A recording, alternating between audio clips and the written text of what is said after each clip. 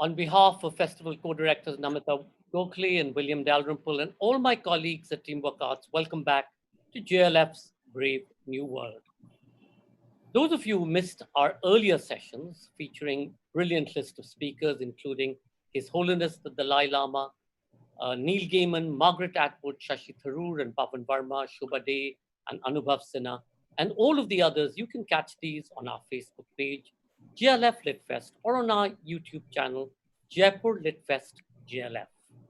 Our official radio partner is Red FM, Bajate Raho.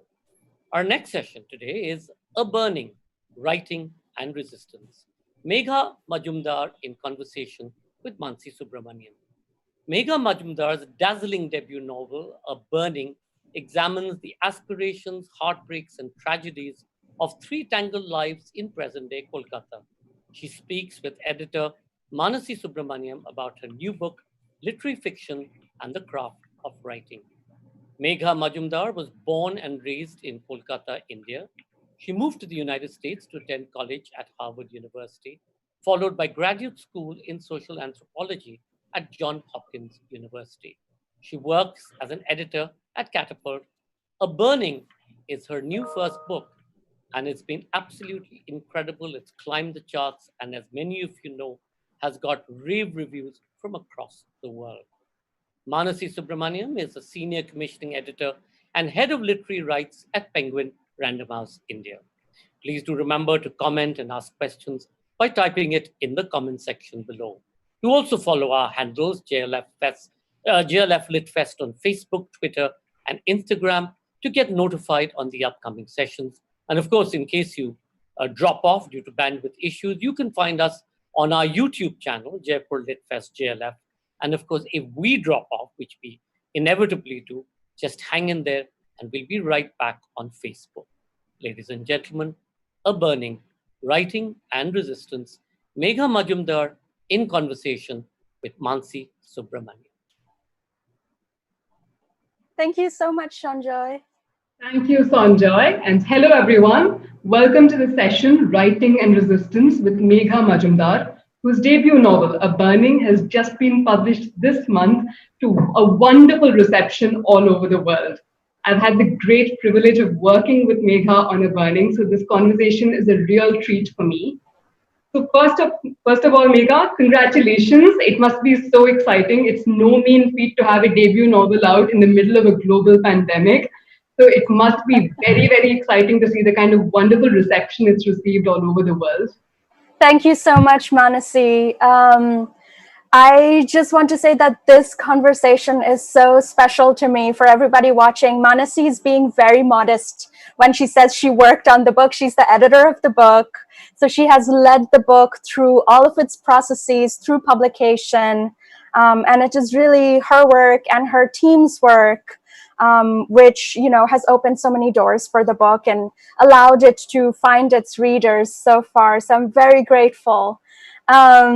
It's been, you know this very well, but it's been such a surreal time, on the one hand, this is of course a book that I've worked on for years, and I did not anticipate that this would be the moment that it launches into.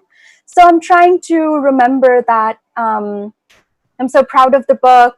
I worked hard on it. I hope it finds its readers. And at the same time, I recognize that, people are dealing with so much during this pandemic, taking care of family, dealing with lost wages and lost jobs. And so there are huge questions and huge things at stake right now. So I see behind you a copy of the US edition of A Burning. And this is a bit bittersweet because I know you haven't seen the Indian edition yet. So I want to show it to you. This is what it looks like. Oh, it looks amazing. I can't wait to hold a copy of that and for you to hold a copy of this because it feels so good. Yeah, it looks beautiful. I'm so happy to see its different faces. Two very different but very evocative covers which play with color so brilliantly. I'm so happy to see this. Yeah. I'd like us to begin by talking about the book itself. For those of you who haven't read A Burning, which you absolutely should. It's a remarkable novel. A Burning begins with a tragedy. There is a terrorist attack on a train, and a young woman becomes the prime suspect in the terror attack. And the entire novel is told from the perspective of three main characters. One character from her past, who's her old teacher from her school, a physical education teacher, who is referred to in the novel as PT Sir, and a young woman called Lovely, an aspiring actress whom Jeevan, the protagonist, helps by teaching her English. These two characters are called in as witnesses in Jeevan's court trial, and they begin to find that their own aspirations and their rise in the world is inextricably linked to the fall of Jeevan. So, this is a book about the choices that these three characters make. Megha, I'd like to begin by asking you, each of your characters finds a way to tell their story to the world in very, very different ways and using very different vehicles.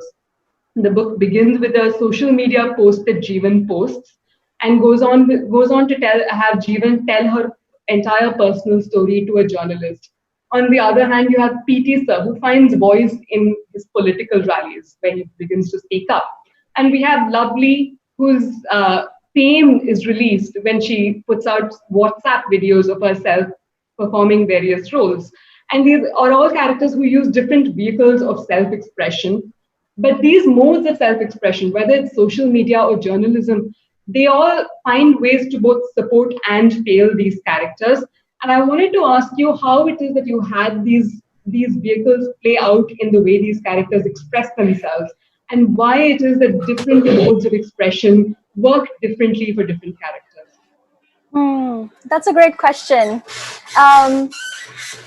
I think so. One thing that I was very attentive to is how social media might sometimes be thought of as this free terrain, this terrain where you can say anything. But I wanted to look at how somebody who has certain vulnerabilities in their real life, those vulnerabilities carry over into the space of social media. So much of this book is about who is believed, who gets the chance to tell their own story and star in their own narrative, and who has a narrative imposed on them. So looking at all of these different ways of expression, like you said, political rallies, social media, turning to traditional news media when you feel like the courts and the police system have let you down. All of those are just ways that these characters are trying to make their ways forward. That word that you just used, Megha, vulnerability, I think is so important in this particular book. We often see that India is described as a country of aspiration, especially when we're talking about the youth of India. And it's interesting for me that these three characters have three very different aspirations. Jeevan tells us that what she wants is to be part of India's new middle class. We have Lovely, whose aspiration is to light up the screen. And we have PT Sir, who I don't think he quite knows it yet, but then comes to realize that what he wants is a certain kind of power. And their aspirations are very interesting to me because you have all three of them get to a breaking point where the aspiration turns into a kind of desperation. And I'm interested in the choices that they make when they meet that breaking point, when hope turns to despair. Can you tell us a little bit about what you set out to do with these three characters and how it is that you had them make these choices? I started with kind of three original questions which led to these three characters. The big question for the book, of course, that I had was, how do people chase big dreams and hold on to their ambitions when they are living under oppressive and discriminatory systems? And so I ask how somebody who, how this woman who, like you said, all she wants is to keep her job at the mall. She wants to be middle class. She wants to enjoy her new phone. But she makes this politically risky comment on Facebook, and then she gets into big trouble for it. So, how can this person find a way to get her own narrative out into the world and resist the narrative which is being pushed on her by the state.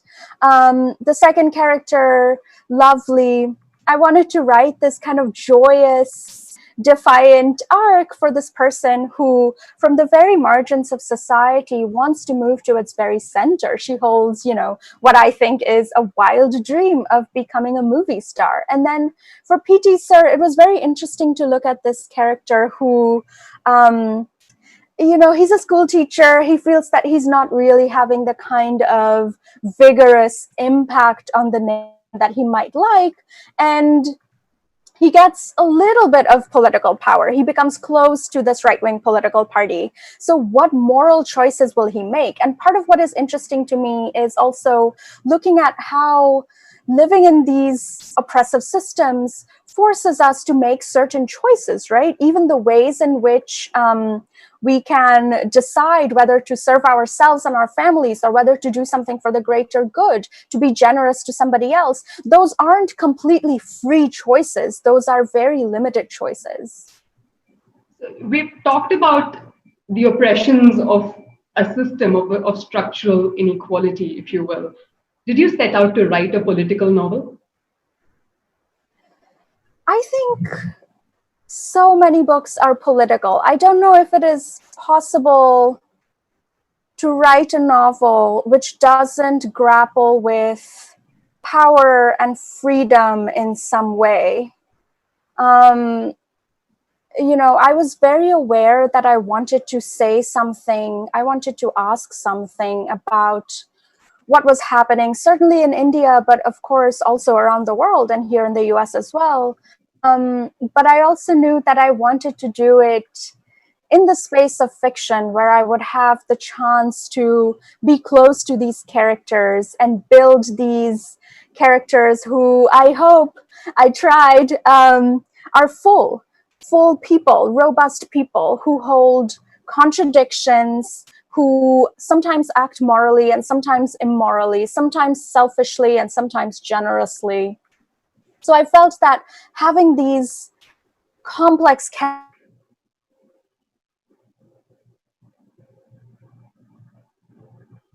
I think you've dropped off. I think Megha is frozen, Mansi, and she should be back I any think she's. second. So maybe while she's off, why don't you tell us a little bit more about why you picked the book? A lot of people forget that as they send manuscript after manuscript, and this is a question we kept getting asked. Why did you pick the book? Sanjay, I stayed up all night reading it. I mean, the thing that happened to me when I got the book in my hands is that I couldn't put it down. I read it overnight. Oh, Megha, you're back. I think I froze for a second. Yeah, Sorry, Megha, just hold. Mansi, finish that answer. No, I know what Sanjay asked me why it is that I wanted to publish your book, and I was saying to him that I couldn't put it down. I stayed up all night reading it, and I read for a living. I read for pleasure. Reading is my entire life in so many ways. But I always know what it means to stay up all night and read a book and not want to put it down before you go to bed. And I always know what a special thing that is. So to answer Sanjay's question, that's why I knew I wanted to publish this book. But back to what you were saying. I think my answer got cut off at some point, but I was just talking about how it was important to me to build full characters who could hold contradictions and who could be as close to human as I could make them. And that felt like my strongest vehicle for asking these bigger questions. Do you think that there is an obligation, if there is at all, of writers, particularly fiction writers, to engage with a politically fraught world? Is there a duty of some kind for fiction writers? This is something I've been thinking about. I do think that fiction has a responsibility to engage the world. For me, the most powerful fiction. I think Megha's frozen again. I keep saying the world today is broken up into two parts: those who have bandwidth and those who haven't. That's our new reality, yeah. Mansi. So you read the book through the night, and then what happened? Well, no, I read the book through the night. I knew immediately that in that sort of visceral way in which you know that something special is happening. I we jointly bought the book along with our colleagues in the US at Knopf.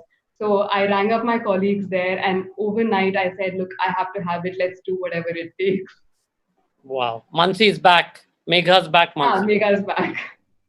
Okay, I'm just to move on from what we were discussing just now. You said that it is the role of fiction writers to also engage with the world, but fiction as a vehicle is very different from non-fiction. You have a journalist in your novel, for example, who almost picks a fictitious way of handling a story that he is told. So tell me what it is that changes when we're surrounded by fake news and propaganda in so many ways. What is the relationship between fiction and truth then? I mean, I think that every fiction writer, certainly I feel this way. What you want is for your book, through these made up worlds and made up characters, to hold some truth, right? You want to open certain doors so that a reader can bring their own experiences and own opinions to the book and find something truthful there. The capturing of that truth is, of course, where all of that work comes in. But I think so much of fiction is also, it begins in a place of paying attention to the world. So it begins in a place which is quite far removed from the act of, sitting down before a page and writing in solitude. It begins from this place of close observation. It begins from paying attention to what is happening around you. I think if you're not paying attention, it's very hard to write truthful fiction. That's how I feel about myself anyway. But what you've also done, which I touched upon when I was chatting to Sanjoy about the book just now, is this is one of those rare literary beasts that is a slow burner and a page turner. Tell me about your process. How does that happen? How does a writer write something that is this thrilling, but at the same time gives you so much to think about and is also slow somehow? Well, thank you, Manasi. I think something that I worked on was I wanted to write a book that would feel swift and immersive. I knew that in order for kind of force that I wanted it to have, it also needed to be entertaining. I think that was kind of the challenge that I set myself is, can I write a book that feels intellectually serious but is also entertaining? And I answered that question through all of these craft techniques. Like you're saying, I was very attentive to pacing. I was very attentive to how TV shows accomplish this, actually. And just this idea of how people binge watch shows and you kind of find yourself drawn into this story where you want to go from episode to episode. You have to know what happens to this character. So I was attentive to openings and closings and how scenes progress, and that kind of movement, just to see how I could bring that same element of fun and entertainment into the book. And of course, it's up to each reader to decide if that is true for them or not, but that's kind of what I tried to do. So, for someone like me who read the book in a single sitting, I have to ask, how long did it take you to actually write a book that I read in a few hours? Years. Sorry, I think you broke up just for a second there. Oh, 4 years. 4 years. Yeah. So it's clear to me that it does take that much time and effort to create something that's tight and that's tightly knit. That's extraordinary. I think. Sorry, go ahead. Oh, I was just going to say that I think you know this very well from your work as an editor, that, so much of shaping a book is in edits and rewriting and structural changes and moving chapters around. And so much of that process of getting it to a place where it reads swiftly is, the result of really tinkering with it over a long time and asking it these hard questions of, okay, where is this book boring? Where is it confusing? Where does it lose me? I always think that if you can't see the effort that goes into a book, that's when you know a lot of effort has gone into it, because the work needs to be invisible. It needs to look effortless. So, I mean, I can see that those were 4 years truly well spent. I Thanks, also wanted Manasi. to talk about one of the things that we touched upon was that I don't think any of us know what world a book is going to go out into. No writer knows what the world is going to be when a book comes out. Certainly, I don't think any of us knew that your book was going to come out in the middle of the situation that we're in right now, which is a global pandemic. Uh, and yet, one of the things that I see, especially in the responses from people all over the world, is that the book seems to be speaking to the current moment. And whether we're talking about social media, a kind of mass media hysteria, whether we're talking about fake news, the ways in which the justice system has failed the individual, structural inequality, the book seems to speak to a current moment despite a rather specific location and despite the specificity with which you've set the atmosphere of the book. Why is it that it's speaking so strongly to the moment we're in right now? I wonder if it has something to do with the way in which the pandemic has exposed all of these fault lines. I think the pandemic has compelled people to look once more at these old systemic problems that exist. Who is most strongly affected?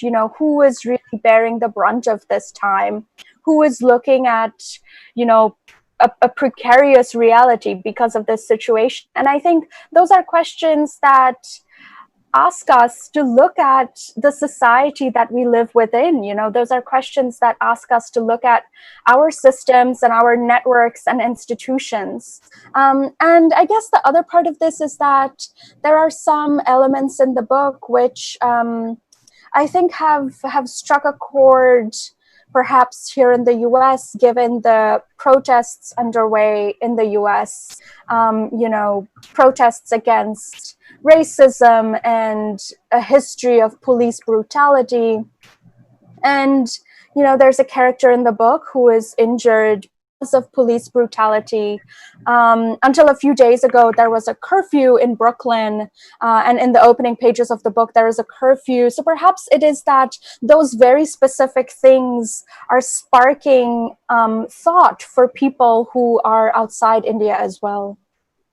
And how has the response been in the US? I've been reading the reviews, of course, but I'm sure you're talking to readers as well. It has been really gratifying. So grateful for, very often I'll be just scrolling on Instagram and my book pops up and I'll see that somebody has read it and written a really thoughtful review.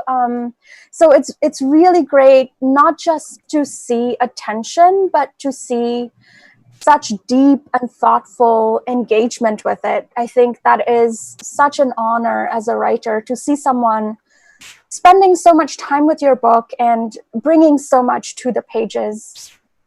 And did you need the kind of distance that you've had from India? That is, you've been in the US for a little while now, and you've been writing the book over the last 4 years. Did you need this much distance to be able to observe, as you said you did? I think about that, I wonder what I might be writing had I stayed in India.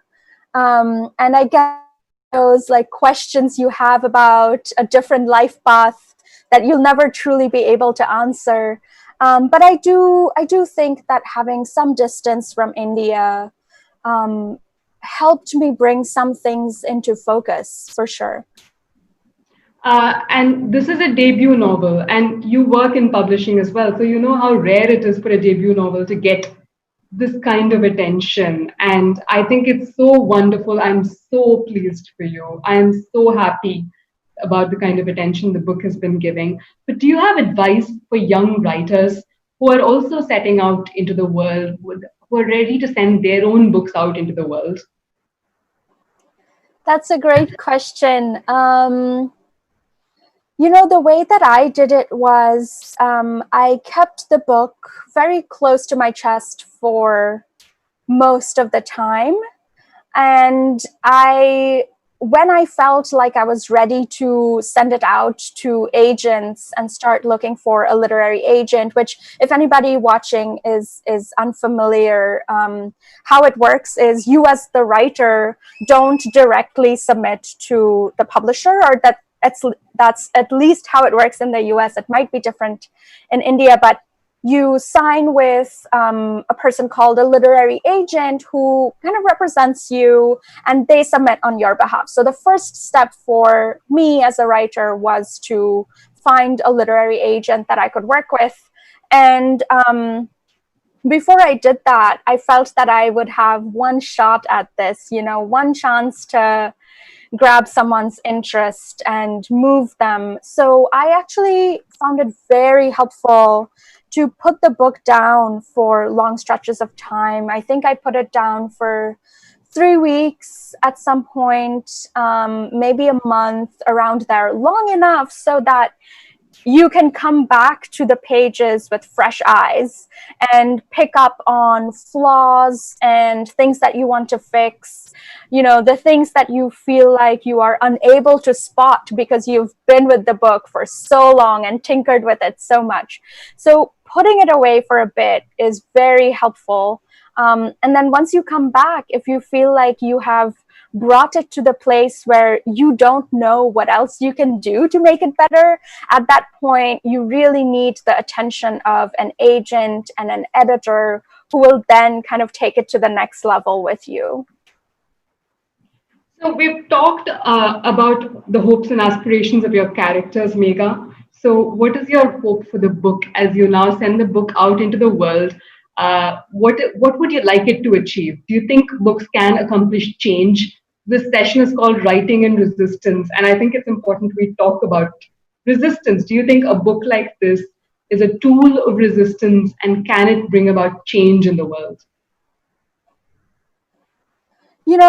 I think the answer to that has to be quite nuanced. A book is, of course, not the same as activism, and it is performing in quite a different space. But I do hope that a book, by showing how people refuse to accept what society tells them they must accept, and by reaching for a better life, these characters, I hope that they do show how people push back against oppressive systems, how people are constantly trying to improve their lives. And I think there is a form of hopeful, joyous resistance in that. I think that a book can function as a way for a reader to think about injustice and hope and resistance in their own lives. I do hope that this book is helpful as an instrument. Someone picks it up and reads it. I hope that it encourages them to think about the forms of injustice, which might look like what's in the book, and it might look quite different from what's in the book, but forms and appearances of injustice in their own community.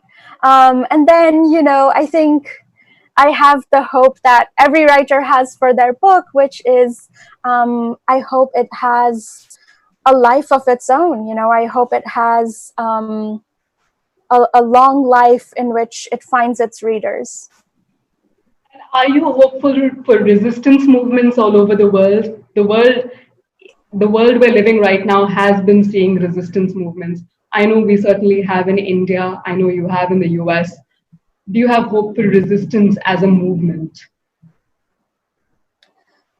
Absolutely. I mean, I don't know how you can look at protests and, the uprising underway and not feel hopeful. I think there is great hope in it. And again, bringing it back to books, it's not, the field that you and I work in, which is books.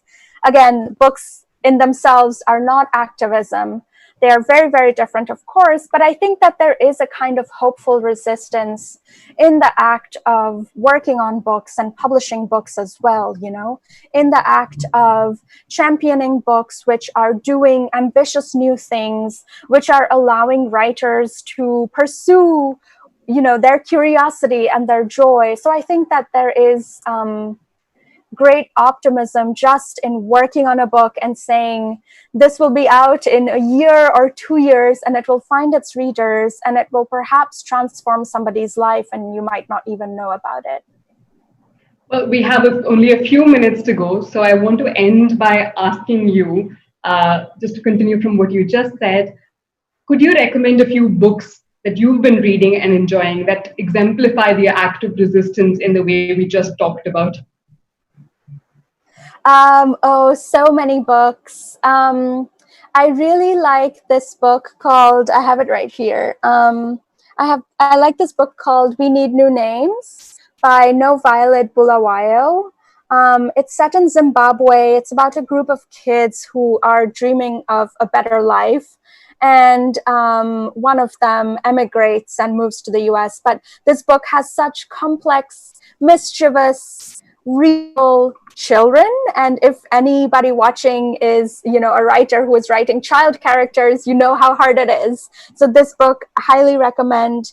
Another book that I really love is Devi Laskar's The Atlas of Reds and Blues.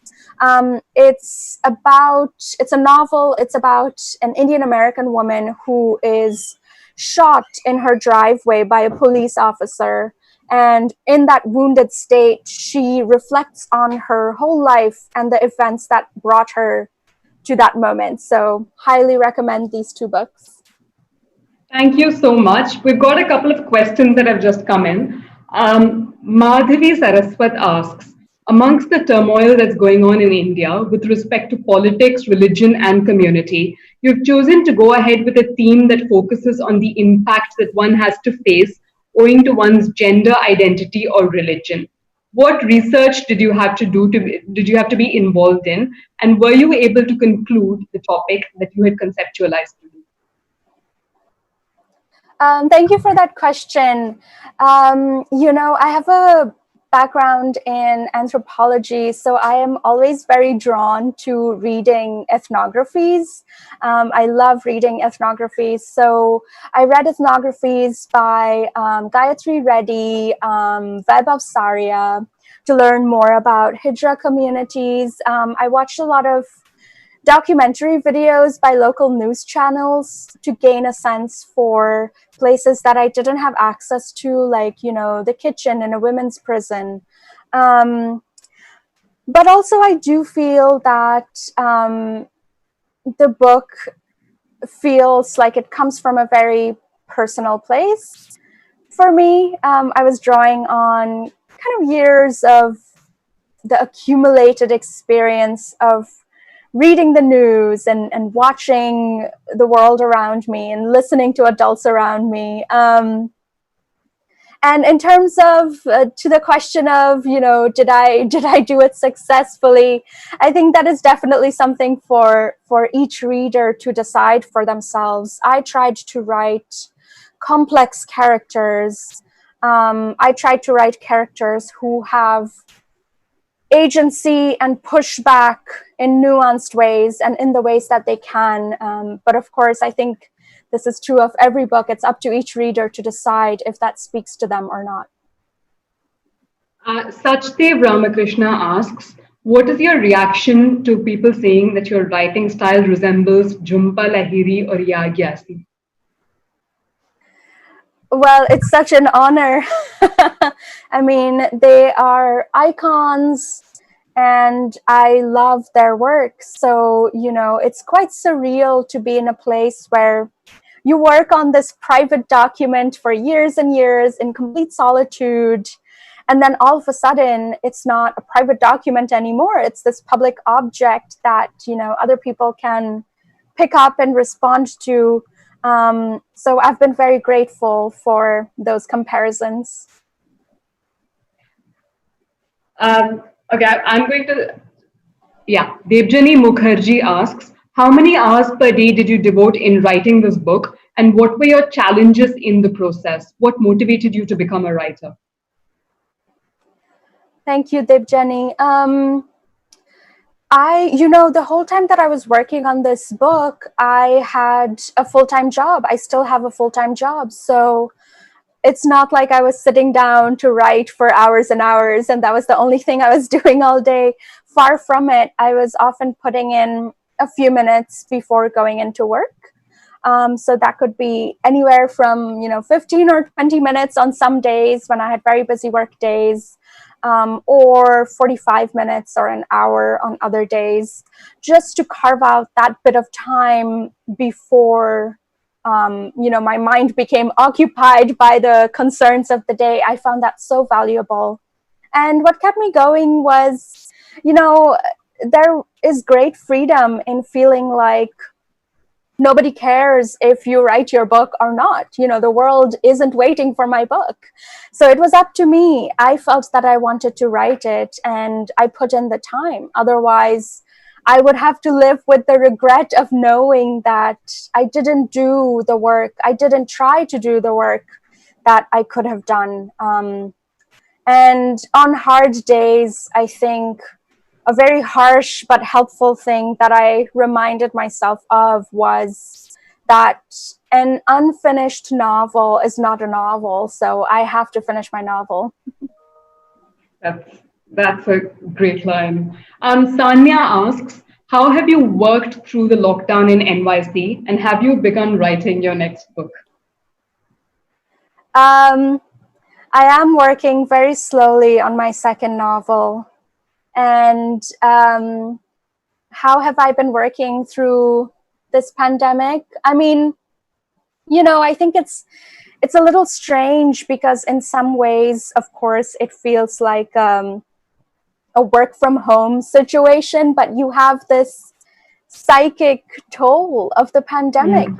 I know that so many people are dealing with family members who have been sick, or they themselves have been sick, and just remembering that this is not a common situation, this is an extraordinary situation that we are in, allows you, I think, to be a little more compassionate with yourself and to forgive yourself if there are days when it is hard to write and it is hard to focus. I think it's important to respect that you as a person are going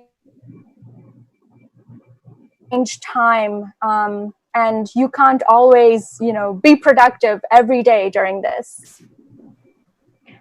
That's very nice to hear. Moving on. Ria Bhatia asks, from your book, which character do you relate to the most? That's an interesting question. A character that I found very interesting to write was PT Sir, the teacher. And I think that's because I found it quite a challenge, a really exciting challenge, to try to write a character who is not a flat villain. He's not just like this evil person. He's an ordinary person who is tempted by his proximity to power. And he's forced into a position where he has to make certain moral choices. He has to decide if he will prioritize himself and his family, or if he will do what other people would consider the right thing. And I think that is such a difficult question for a person in his position. So I found it interesting to grapple with those moral choices in his character. Venkatesh Krishnamurthy asks, is this novel influenced by two girls who were arrested for their Facebook posts after the death of a prominent Maharashtrian leader?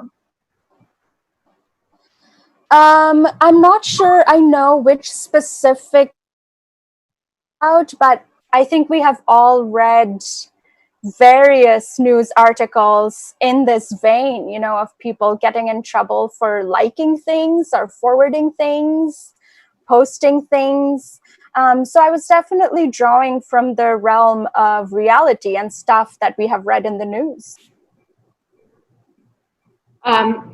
Nikhil Taneja asks, what were the struggles of writing a child character for you, and how did you overcome them? Well, like I was just saying, it's tough writing a child character with complexity without flattening them in any way. I think I tried to write by trying to preserve the character's will. Even at a young age, this character has certain inclinations and certain agency. It is constrained in many ways, but it doesn't mean that it's not there. And so I try to be attentive to the ways in which this person from a very young age tries to speak up, tries to protect her parents, tries to do the right thing. We have time for just one more question. By Saki Roy asks, do you think the pandemic will influence your next piece of work? Oh, it's early days. It's such early days for my next book that I don't yet know what will filter its way in and what won't. So we'll see, I guess. It'll be a surprise to me. Well, I for one can't wait to read it. I think we're about done for time, but thank you so much, Megha. I have thoroughly enjoyed our discussion. I enjoy all our discussions, and I'm so glad we were able to do this. Thanks so much to Sanjoy, Namita, William, to the entire Teamworks team, and to JLF. This has been a lot of fun. I hope everyone will pick up A Burning. It is a fantastic novel. Thank you so much, Manasi. The pleasure is all mine. Thank you so much, Manasi, for picking up the book and reading it cover to cover the first time and going out and acquiring it and publishing it. And thank you, Manasi, for what you've said about, thank you, Megha, for what you've said about giving hope to people living in with repressive governments, and just, the sheer fact that struggle at the end of the day could possibly surmount all of the obstacles that come upon your way. That was amazing. And for those of you who don't know, Megha did a conversation with Margaret Atwood, and Margaret Atwood had read the book and she recommended A Burning for everybody to read. So I do hope you all will go out and get the book. Apparently, it's available on Amazon and, of course, on most bookstores. And thank you both for that wonderful conversation. And thank you for all our audience for listening in. And I'm sorry, as usual, we couldn't take all of the questions that you had posed. If you've enjoyed the session, I hope you're going to log back on again 8:30 p.m. for our next session. But before that, I need to also thank our official radio partners, Red FM, Bajate Raho. Our next session is the Chinese Whispers, Ambassador Gautam Bambable and Suhasini Haider in conversation. A former Indian ambassador to China, Gautam Bambable, and national editor and diplomatic affairs editor of The Hindu. Suhasini Haider speaks of India-China equations in terms of history and geopolitics and examines the changing posture and calibrated aggression of the Chinese dream. See you back at 8:30 p.m. Indian Standard Time.